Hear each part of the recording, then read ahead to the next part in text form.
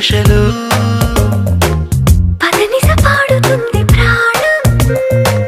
వలపుల వింత యాసలో నీ పెదాలు తప్పయే వరాలు వద్దని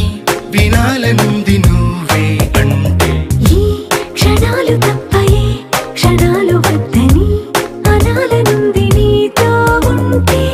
గుసగుసలాడుతుంది మౌనం తెలియని కొత్త భాషలో